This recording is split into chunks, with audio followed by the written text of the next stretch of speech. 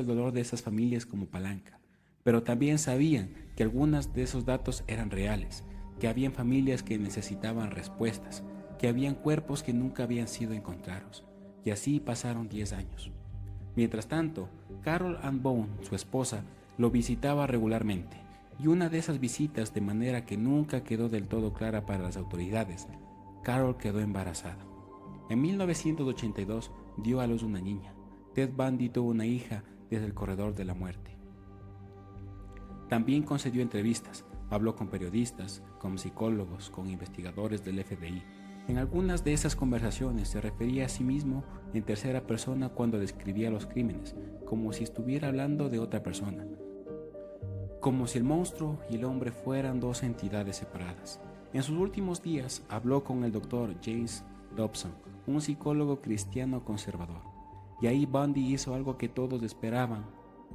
Buscó una explicación, una causa externa, algo a lo que culpar. Culpó a la pornografía.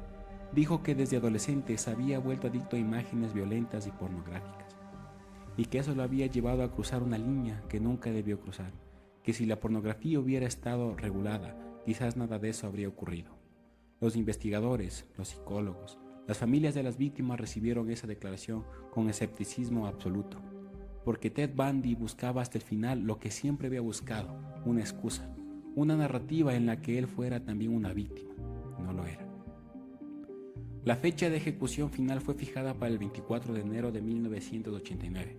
Esta vez no hubo retraso. La noche anterior, Bundy lloró, rezó. Estuvo acompañado por un ministro metodista llamado Fred Lawrence.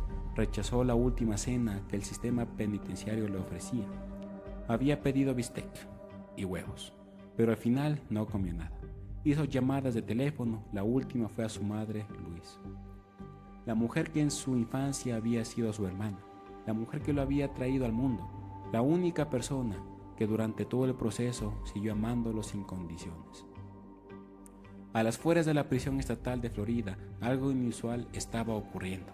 Una multitud de casi 2,000 personas se había congregado para presenciar la ejecución, no en protesta, en celebración. Llevaba camisetas que decían Burt Bundy Burn. Tenían carteles que decían Toasted. Algunos tenían sartenes, habían llevado fuego artificiales. Era una celebración pública de la muerte de un hombre. Cuando le preguntaron a Bundy si quería decir algo antes de que lo condujeran a la sala de ejecución, se volvió hacia el ministro Fred Lawrence y hacia el oficial de seguridad que lo acompañaba y dijo: Jim y Fred, me gustaría que dieran mi amor a mi familia y a mis amigos. Esas fueron sus últimas palabras. A las 7:06 de la mañana, el 24 de enero de 1989, Theodore Robert Bundy recibió la descarga eléctrica. Fue declarado muerto 10 minutos después, a las 7:16. Tenía 42 años. Cuando una bufanda fue agitada desde la ventana de la prisión para señalar que la ejecución había terminado, la multitud afuera estalló. Gritos, fuegos artificiales, aplausos. Vivian Rancourt, la madre de Susan Rancourt, una de sus víctimas, dijo una sola frase: bien, lo único que puedo decir es gracias a Dios, por fin ha terminado. Sus cenizas fueron esparcidas en la cordillera de las Cascadas en Washington, el mismo estado donde comenzó todo. 30 víctimas confirmadas, eso dice el expediente oficial. Pero hay razones poderosas para creer que ese número es mucho más alto. El FBI documentó 36 asesinatos. Bundy insinuó en varias entrevistas que había muchas más. Algunos investigadores creen que la cifra real podría superar a 100 víctimas, con casos no resueltos en al menos 5 estados que podrían atribuirse a él. Nunca lo sabremos con certeza, porque Bundy, fiel a su naturaleza hasta el final, nunca dio toda la información, la administró a cuentagotas, se llevó secretos a la silla eléctrica.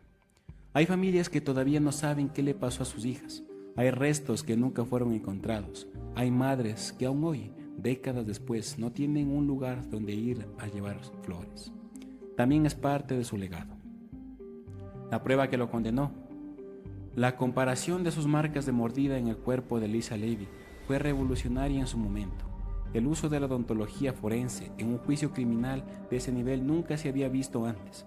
El caso Bundy abrió la puerta a nuevas técnicas de investigación forense que hoy son estándar. También aceleró el desarrollo de los sistemas de intercambio de información entre departamentos de policía de diferentes estados.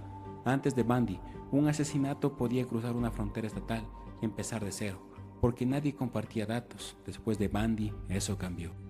Y en 2019, 30 años después de su ejecución, nuevas pruebas de ADN confirmaron que Bundy también fue responsable de la muerte de Laura Amy, de 17 años, que había desaparecido en Utah en la noche de Halloween de 1974. Una familia que llevaba décadas sin respuestas, finalmente las tuvo, pero tarde, décadas tarde.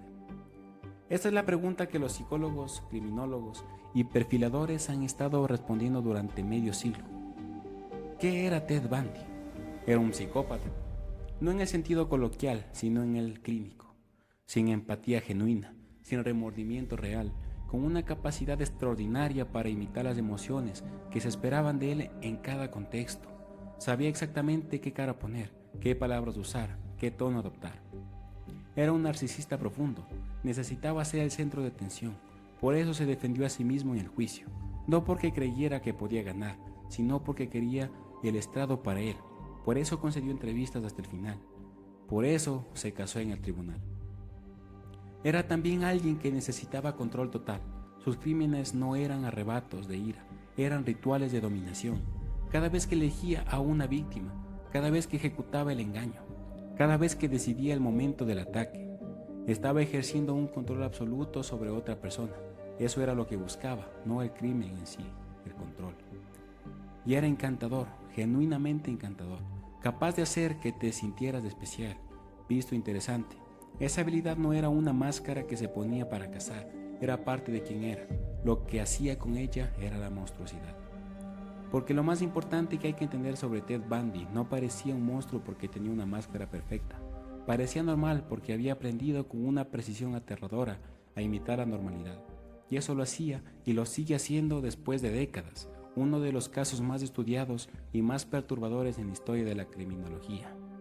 Hoy, en 2026, Ted Bundy llevaría 37 años muerto. Sus cenizas están esparcidas en las cascadas, pero su sombra sigue presente. Hay documentales sobre él, series, libros, podcasts, una película de Netflix en la que Zac Efron lo interpretó. Incluso hay personas, y esto es real y es perturbador, que siguen considerándolo atractivo, fascinante e incluso romantizándolo. Y eso es algo que hay que nombrar directamente. Ted Bundy no era fascinante, era un depredador. El encanto no era un rasgo admirable, era el arma.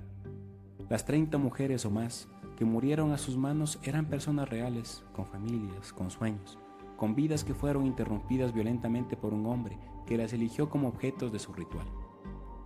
Linda Ann Haley, Donna Manson, Susan Rancourt, Georgian Hawkins, Janie Ott, Dennis Naslum, Melissa Smith, Laura Amy, Deborah Kent, Karen Campbell, Lisa Levy, Margaret Bowman, Kimberly Leach.